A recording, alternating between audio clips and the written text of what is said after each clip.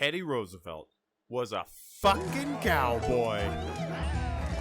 Teddy Roosevelt served as the 26th President of the United States from 1901 to 1909. Before his elected term, he was Vice President to William McKinley and took over for him when he was shot and killed.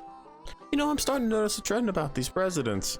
Anyways, Teddy in his youth was actually sick most of the time. He had debilitating asthma from a very young age, but resolved to handle that problem by completely ignoring it until it went away. He also went to Harvard and established himself as a knowledgeable historian when he wrote his first book, The Naval War of 1812. After he entered politics in New York, he became a leader of reform-based Republicans in New York's Congress. In fact, he gained popularity very quickly and ended up being the governor of New York in 1898. Because who doesn't love New York?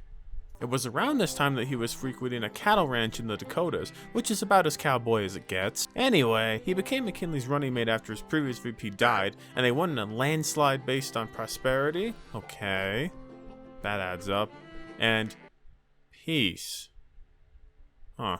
As I said, however, McKinley was assassinated not long into his second term, and because of that, Teddy became the youngest president in U.S. history. Teddy Roosevelt was among the first presidents to really come into office with a plan and lots of big promises. Teddy resembled what many modern presidents look like today. This is exemplified by his proposed square deal: fairness for all, breaking up big trust, railroad regulation, and pure food and drugs.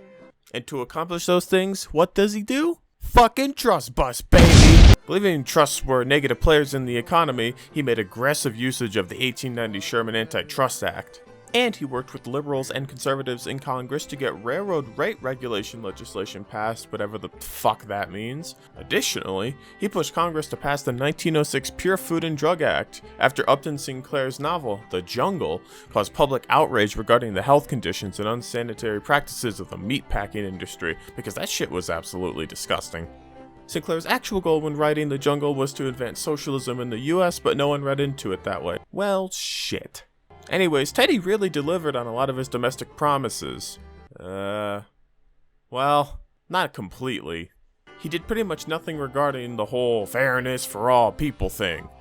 He was not a strong supporter of civil rights for African Americans and actually opposed them when running a Lily White campaign in the South. Lily White literally being an anti-African movement.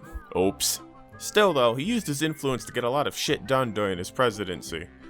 However, I've only talked about the square deal, which is a purely domestic set of policies. What about foreign policy? Well, you better buckle the fuck up. You see, Teddy was really fond of the United States. So fond, in fact, he believed the entire world should be enlightened on what they're missing out on by not being the United States.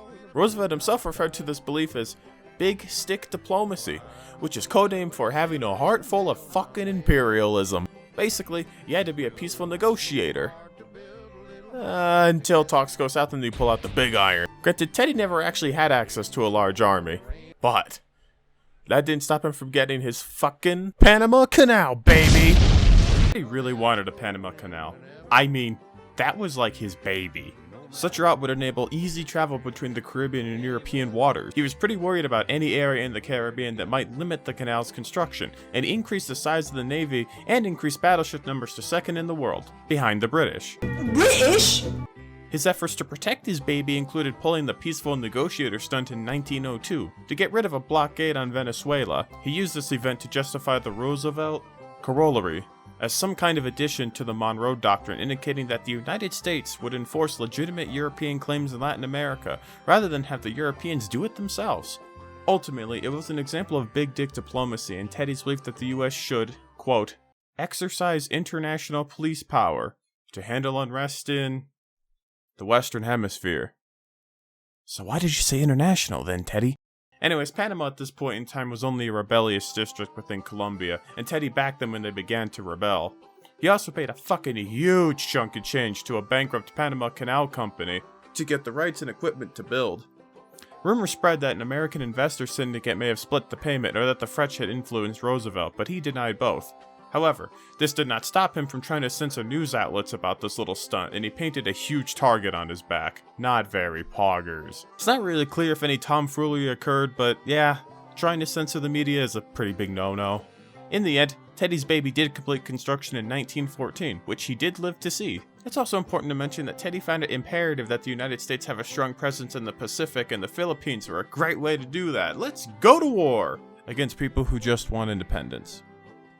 Does this remind you of anyone? The best part is that when the war ended in 1902, Teddy seemed to lose interest and fucked off to other things, but not without leaving some soldiers, you know, as a sign of democratic values. Oh, Teddy. You silly bastard. Overall, Teddy was a pretty good president in my opinion. He challenged corporations at a time where they really needed it, and his regulations were an overall improvement for American health. Additionally, he fought for the conservation of animals, which is always poggers, even though he greatly enjoyed hunting, so it's kind of an odd one, Ted. His foreign policy was a bit cold and calculated, and very imperialist, but hey, Panama Canal, baby. And ultimately, for better or worse, Teddy Roosevelt demonstrated what a modern presidency was going to look like with his square deal and active involvement in Congress and foreign policy. And he sure as shit got more done than these two assholes, so there is that.